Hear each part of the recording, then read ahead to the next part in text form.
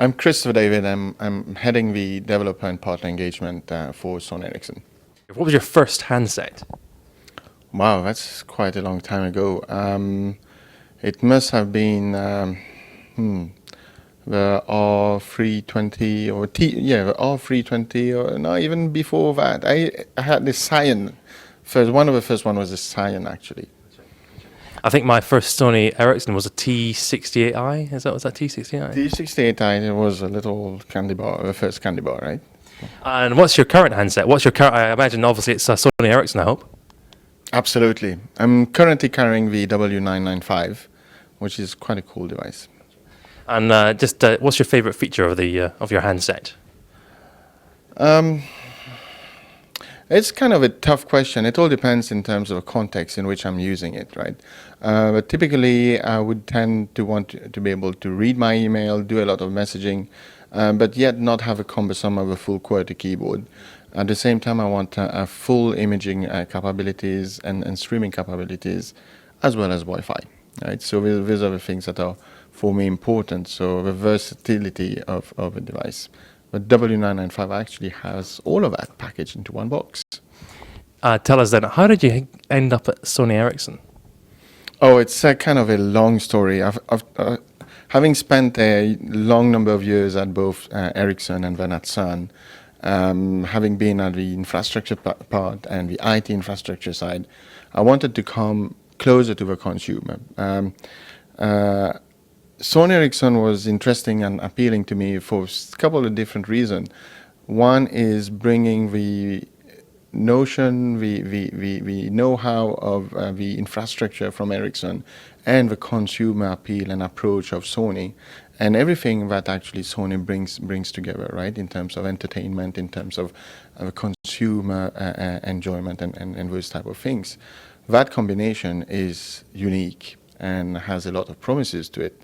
If you think about that, the company vision being communication entertainment, and we want to be the leader in communication entertainment, the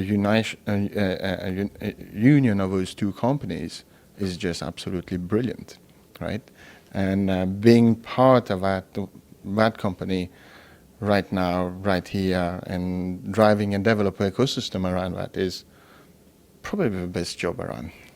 So the Sony Ericsson Developer Program, which used to be called and known to many as the Sony Ericsson Developer World, has been around since 2003, right?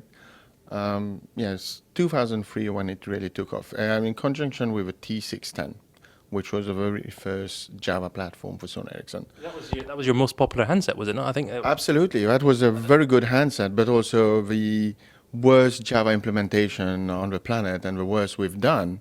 And which was actually great because we learned a lot in that experience. We learned very quickly that performance was very important, and optimizing the performance and making sure that there's a level of consistency to provide the developers with a set of rich APIs in a consistent and backwards compatible manner was key elements. So the success of a T610 and our appalling Java implementation of a T610 has led us to today to have the most widely installed, consistent, backwards compatible Java platform in the market. Currently today, around 200 million devices globally. That's a rather big chunk of the market waiting for all these iPhone developers out there to come calling, right? You know, the current install base, anybody who wants to write an application or anybody who wrote an application, let's say using Java ME mid P2 or even mid P1 for that matter, can have the ability of deploying and rolling out the applications onto that install base. And this is not a promise, this is where we're going. This is right here, right now. It is in the market right here, right now. So we should establish that if you are a mobile developer right now, Sony Ericsson is it's an ongoing entity. You can actually come and talk to you guys right now and start developing. Absolutely. So number one thing to do, SonyEricsson.com and find Developer World, or go to developer.sonyericsson.com. You will find this is not very much a kind of very high-tech website. It is an informational-based website for developers, right? The look and feel is all about, it's not fancy, it's what is it you're looking for. Information is there. Samples, examples, APIs, documentation, the SDKs, the tools, everything you need as a developer is from that starting place. So once you've gone there, you've started developing your applications. We're now, as we announced a while back, we open up the marketplace through submit.sonyericsson.com, allowing third-party developers to bring their application to our marketplace. Currently, open on a limited access, step by step.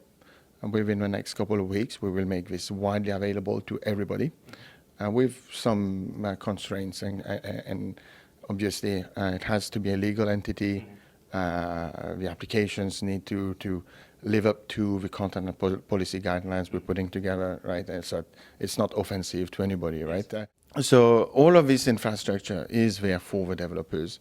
And you know, having been a developer myself for quite a long time, and the majority of the people in the team and around the team are developers at heart. So we look at a lot of the things we do is very much for the developers, by the developers, right? So developer.sonyericsson.com is a starting point.